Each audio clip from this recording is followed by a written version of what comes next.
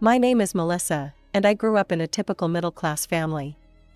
Mom worked as a nurse, and Dad was a mechanic. We weren't rich, but we had enough to get by comfortably.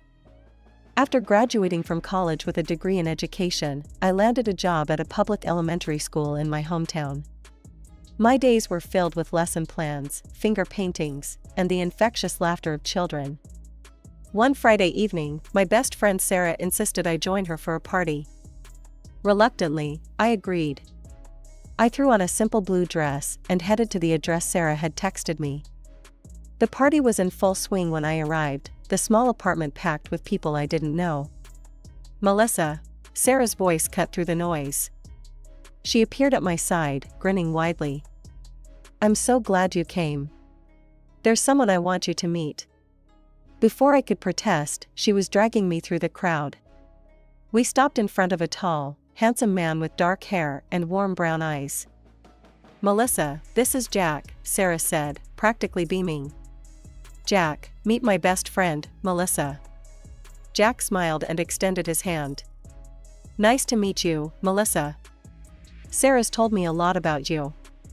We fell into an easy conversation about my job, his work as a software developer, and our shared love of old movies.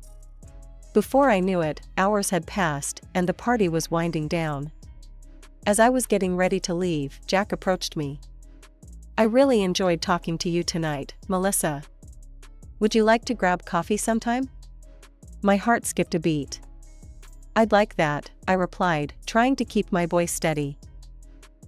We exchanged numbers, and I left the party feeling giddy. The next day, I woke up to a text from Jack. "Good morning, Melissa. How about that coffee? Are you free this afternoon?" I replied quickly, and we made plans to meet at a local cafe. That coffee date was the beginning of something special. Over the next few weeks, Jack and I saw each other regularly. We went to movies, tried new restaurants, and took long walks in the park. With each date, I felt myself falling for him more and more. One evening, about a month after we met, Jack took me to a fancy restaurant for dinner. As we finished our meal, he reached across the table and took my hand. "Melissa," he said, his eyes serious. "I really like you. I was wondering if you'd like to be my girlfriend?" My heart soared. "Yes, Jack. I'd love to be your girlfriend." Jack was everything I'd ever wanted in a partner, kind, funny, and supportive. One evening, as we cuddled on my couch watching an old black and white film, I turned to Jack. "Have you told your parents about us?" I asked, trying to keep my tone casual. Jack's body tensed slightly. "Not yet," he replied, his eyes fixed on the TV screen. "I haven't found the right moment. I'll tell them when the time is right." I wanted to press the issue, but something in Jack's demeanor made me hold back. Instead, I snuggled closer to him, pushing my concerns to the back of my mind. The next week, I invited Jack to dinner at my parents' house.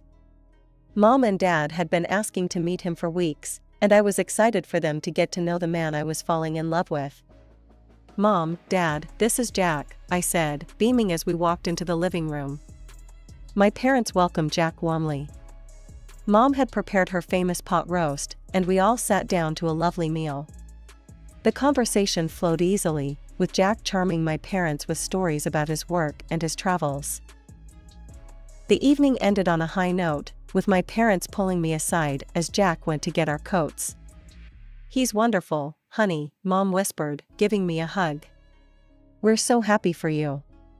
As Jack and I drove home, I couldn't help but bring up the subject of his parents again. "Jack, why haven't you introduced me to your family yet? Are you ashamed of me?" Jack's hands tightened on the steering wheel. "Of course not, Melissa. It's just, my parents can be a bit difficult. I want to make sure the timing is right." I sighed, not entirely satisfied with his answer, but decided to let it go for now. Our relationship continued to grow stronger over the next year and a half. Yet, the issue of his parents remained a sore spot. Every time I brought it up, Jack would find a way to change the subject or make light of the situation. I tried to be patient, to trust that he had his reasons, but I couldn't shake the feeling that he was hiding something from me. Then, on a crisp autumn evening, everything changed. Jack proposed to me at the restaurant, and I agreed to the sound of applause from other customers. On the drive home, still giddy with excitement, I turned to Jack. "I can't wait to tell my parents. They're going to be so thrilled." Jack smiled, but I noticed a hint of tension in his expression.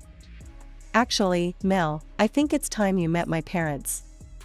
How about we go see them this weekend?" I was surprised by the sudden change of heart, but delighted nonetheless. "Really? That would be wonderful, Jack." When we pulled up to Jack's childhood home, I couldn't help but gasp.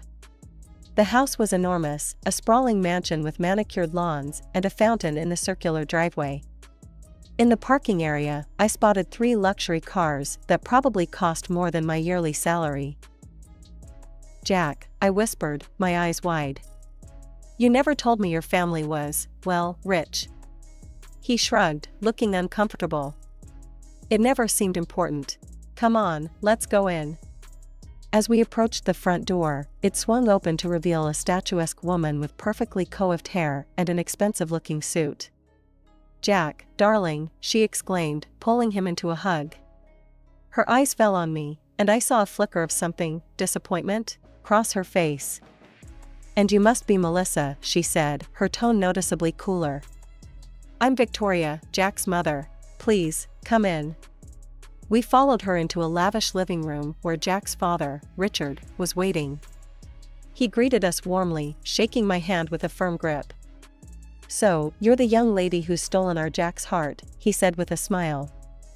Victoria gestured for us to sit and then began her interrogation. "So, Melissa, tell us about yourself. What do you do for a living?"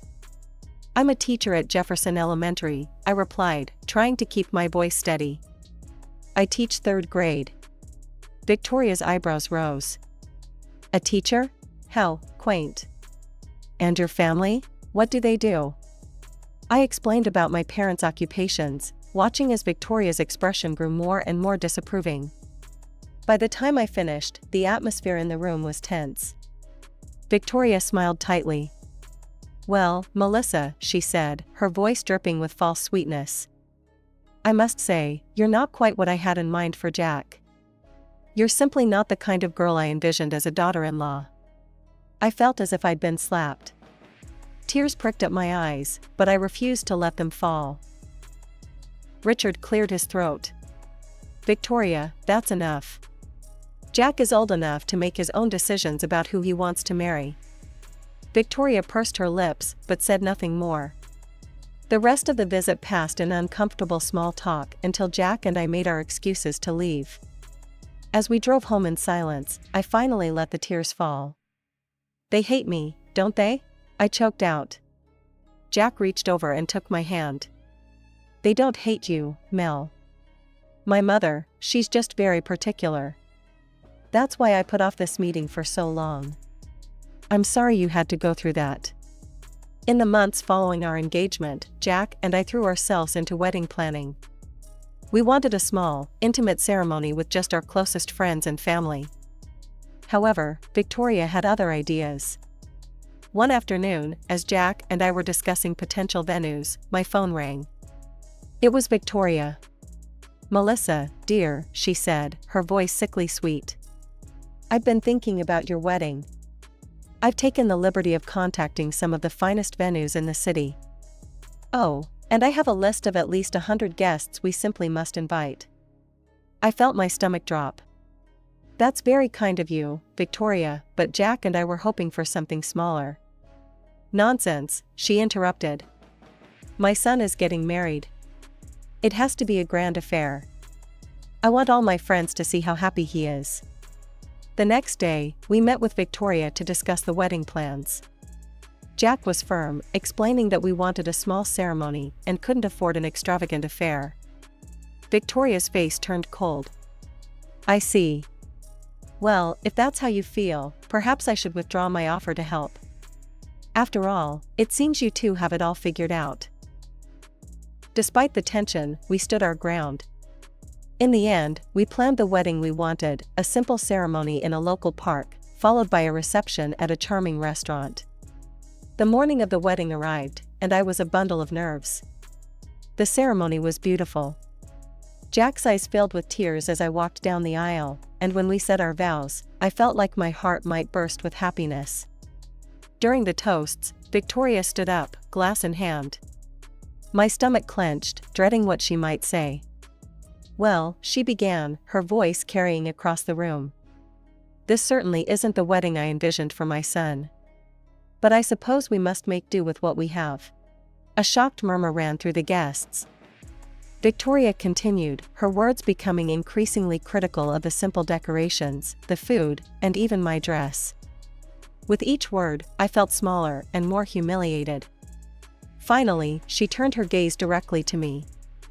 "I must say, I'm not entirely comfortable in this company. I think it's best if I take my leave early." With that, she set down her glass and swept out of the room, leaving a stunned silence in her wake. Our friends and family rallied around us, offering words of support and trying to lift the mood. Gradually, the party resumed, and by the end of the night, Victoria's dramatic exit was almost forgotten in the joy of celebration. After our honeymoon, Jack and I settled into married life in his apartment. However, my happiness was short-lived as Victoria began to make her presence felt in increasingly intrusive ways. One afternoon, I came home early from school to find Victoria in our living room, rearranging our furniture. I was shocked to see her there, especially since we hadn't given her a key. When Jack got home, I told him what had happened. He looked uncomfortable, but promised to talk to his mother about boundaries. However, Victoria's unexpected visits continued. She'd show up unannounced, always with some excuse about helping or checking on us. One day, as I was leaving for work, I overheard Victoria talking to our neighbor, Mrs. Johnson, in the hallway. I stopped short when I heard my name. "You know, you really should keep an eye on Melissa," Victoria was saying in a low voice. "She comes from a less desirable area. One can never be too careful with their jewelry." Over the next few weeks, I noticed a change in how some of our neighbors treated me. Friendly smiles were replaced with wary glances, and casual conversations in the elevator became awkward silences. It was clear that Victoria's words had had an effect. That evening, I broke down in tears as I told Jack what I'd overheard. He was angry and immediately confronted his mother, demanding she return the spare key she'd somehow obtained. Victoria's response was to play the victim, accusing me of turning her son against her. She began posting thinly veiled criticisms of me on social media, never mentioning me by name but making it clear who she was talking about. Then, one day, I was called into the principal's office at school. Mr. Thompson, my boss, looked uncomfortable as he slid an envelope across his desk to me. "Melissa, we received this, complaint about you," he said, his voice kind but concerned. Normally, we don't put much stock in anonymous letters, but given the nature of the accusations, I felt I should bring it to your attention. With trembling hands, I opened the envelope and read the letter. It was a litany of false accusations, everything from theft to inappropriate behavior with students. My mind reeled. There was only one person who could be behind this, Victoria. Mr. Thompson assured me he didn't believe the accusations, but warned me that rumors had started circulating among some of the staff. As I left his office, I could feel the stares of my colleagues, hear the whispers behind my back. As the months passed, what should have been joyous family gatherings turned into nightmarish ordeals. Every holiday, every family dinner became an opportunity for Victoria to belittle and humiliate me in front of Jack's friends and relatives. The breaking point came at a party Victoria hosted at her home. I'd worn a simple white skirt, feeling pretty and confident for once. As the evening wore on, I noticed people giving me odd looks and snickering behind their hands. It wasn't until Jack arrived late and pulled me aside that I learned the horrifying truth. "Mel," he said, his face a mix of anger and embarrassment, "there's a huge red stain on the back of your skirt. It looks like ketchup." My cheeks burned with humiliation as I realized I'd been walking around all evening with this stain, completely unaware. But worse was to come. Victoria, it seemed, had been busy taking photos of me throughout the night, always angled to prominently display the stain. By the time we got home, these photos were all over social media, accompanied by Victoria's mocking comments. The next day at school was a nightmare. Some of my students had seen the photos, and I could hear their whispered jokes and giggles. It took all my strength not to break down in tears in front of my class. That evening, I told Jack I couldn't take it anymore. "I'm done with these family gatherings," I said, my voice trembling. "I can't keep subjecting myself to your mother's cruelty." To my relief, Jack agreed. "You're right, Mel. We'll stop attending. My mother's behavior is unacceptable." Amidst this turmoil, I discovered I was pregnant. For a brief, shining moment, I hoped this news might soften Victoria's heart. Perhaps the prospect of a grandchild would bring peace to our fractured family. I couldn't have been more wrong. Victoria's reaction to the news was chilling. "Are you sure it's Jack's?" she asked, her voice dripping with insinuation. "After all, you two haven't been around much lately. Who knows what you've been up to?" I was stunned by her accusation, but I soon realized it was more than just cruel words. I began to notice a car following me on my way to and from work. At first, I thought I was being paranoid, but the same nondescript sedan kept appearing wherever I went. Shaken, I called the police. To my shock, when they tracked down and questioned the man, he admitted he was a private detective hired by Victoria to follow me. She had convinced herself that I was cheating on Jack and that the baby wasn't his. When Jack found out, he was livid. He confronted his mother in a heated phone call that I could hear from across the room. Victoria, caught red-handed, had no choice but to call off the detective. Months passed, and soon it was time for our baby to arrive. The delivery was long and difficult, but when I finally held our son in my arms, all the pain melted away. However, as I looked at him, I noticed something unexpected. Our beautiful baby boy had a much darker complexion than either Jack or me. He looked almost biracial. A seed of doubt planted itself in my mind. Would Jack think I'd been unfaithful? Before he could voice any suspicions, I insisted on a DNA test. The wait for the results was agonizing, but finally, we got the news: Jack was indeed our son's biological father. The doctor, seeing our confusion, suggested another possibility. "It's possible this trait comes from one of your parents. We could do DNA tests on them as well, to trace the genetic line." My parents, when approached with the idea, were calm and agreeable. They understood our confusion and were happy to help solve the mystery. But the thought of telling Victoria made my blood run cold. Given her past accusations and behavior, I feared how she might react to this news. Would she use this as ammunition in her ongoing campaign against me? As I cradled our beautiful, mysterious baby boy, I looked at Jack. "What are we going to do?" I asked, my voice barely above a whisper. Jack took my hand, his eyes full of love and determination. "We're going to love our son, no matter what. And we'll get to the bottom of this. Together." The day Victoria first saw her grandson should have been a joyous occasion. Instead, it turned into a nightmare. As soon as she laid eyes on our beautiful baby boy, her face contorted with shock and disgust. "What is this?" she shrieked, recoiling from the crib. "This child is too dark. He can't be Jack's." Before I could even respond, she rounded on me, her eyes blazing with fury. "You whore! You cheated on my son with some black guy from the alley, didn't you?" "Victoria, please," I begged, tears welling in my eyes. "We've done a DNA test. Jack is the father. I've never been unfaithful." But she was beyond reason. She stormed out of our apartment, and I thought that was the end of it. I was wrong. A few hours later, when I returned from a quick errand, I found all of my belongings strewn across the hallway outside our apartment. Clothes, books, even my underwear, all scattered on the floor for anyone to see. I stood there, shocked and humiliated, as neighbors peeked out of their doors to see what the commotion was about. Jack was livid when he came home and saw what his mother had done. He immediately called her, putting her on speakerphone so I could hear. "Mom, this has to stop," he shouted. "We've done a DNA test. I am the father. Melissa has never cheated on me. Victoria's voice was cold and dismissive. DNA tests can be faked. I know what I see. We even had my parents take DNA tests, which confirmed their relationship to our son.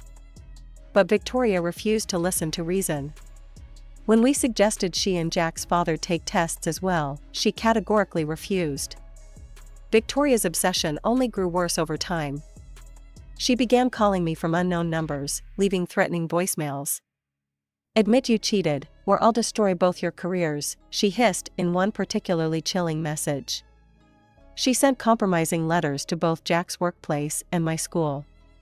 The stress became so overwhelming that I had to quit my job and find a position at another school across town. But even that wasn't enough. Victoria's campaign of harassment escalated. She planted threatening letters in our mailbox. She even went so far as to hire actors to harass me in public, taking photos of these staged encounters and sending them to Jack as proof of my infidelity. One night, as we lay in bed, both too stressed to sleep, I turned to Jack. "I'm worried about your mother," I whispered. "This behavior, it's not normal. I think she might need help." Jack nodded slowly. "I've been thinking the same thing. But she'd never agree to see someone." The next day, I decided to reach out to Jack's father, Richard. We met at a quiet cafe, away from prying eyes. Over coffee, I poured out everything that had been happening, the harassment, the threats, the elaborate schemes Victoria had concocted. Richard listened, his face growing more and more concerned. When I finished, he sat back with a heavy sigh. "I've noticed changes in her behavior," he admitted. "But I had no idea it had gotten this bad. You're right, she needs help. But she'd never agree to see a psychiatrist willingly." We spent the next hour brainstorming how we could get Victoria the help she clearly needed without her knowing. Richard's plan was simple, but effective. Under the guise of changing insurance providers, he convinced Victoria to undergo a comprehensive health checkup at a new clinic. To our surprise, she agreed without much fuss. The day of the examination arrived, and we all waited anxiously for the results. When they came, they were more shocking than any of us could have imagined. Victoria was diagnosed with a complex mental illness, one that was genetically transmitted through the female line in her family. The doctor explained that without early intervention, the women in her family tended to experience severe mental health deterioration as they aged. Victoria's erratic behavior and obsessive actions were symptoms of this progressive condition. The news hit us all hard, but it also brought a sense of relief. There was a reason for Victoria's actions, a medical explanation for the torment she had put us through. With the diagnosis came a treatment plan, and Victoria was admitted to a specialized clinic for care. But the revelations didn't stop there. Richard, in an attempt to understand the genetic components of Victoria's condition, decided to undergo genetic testing himself. The results shook our family to its core. Richard was not Jack's biological father. When Richard shared this news with us, the pieces suddenly fell into place. It wasn't me who had been unfaithful, it was Victoria, years ago, with a man of African descent. The very thing she had accused me of, she had done herself. I expected anger or resentment from Richard, but his reaction surprised me. He looked at Jack with tears in his eyes and said, "Son, I may not be your biological father, but I raised you. I loved you from the moment you were born, and nothing will ever change that. You are my son in every way that matters." Jack hugged his father tightly, affirming that Richard was and always would be his dad. As for his biological father, Jack decided he had no interest in searching for him. "The man who raised me, who stood by me through everything, that's my real father," he declared. With Victoria receiving the care she needed and the truth finally out in the open, a sense of peace settled over our family. Richard, free from Victoria's influence, became a doting grandfather to our son. He would spend hours playing with him, marveling at his curly black hair and striking blue eyes. One evening, as we sat in the living room of Richard's spacious house, he made an unexpected proposal. "Why don't you all move in here?" he suggested. "This place is too big for just me, and I'd love to have my family close." Jack and I exchanged glances, then smiled. It felt right, like the beginning of a new chapter for all of us. We agreed, and within a few weeks, we had moved into Richard's home. Life settled into a new, happier rhythm. Our son grew into a handsome, swarthy boy, his mixed heritage evident in his features. But to us, and to everyone who knew our family story, his appearance was simply a part of who he was, a beautiful, loved child. Victoria remained in the clinic, receiving the care she needed. While we didn't visit often, we made sure she was comfortable and well treated. It wasn't a perfect ending, but it was one we could live with.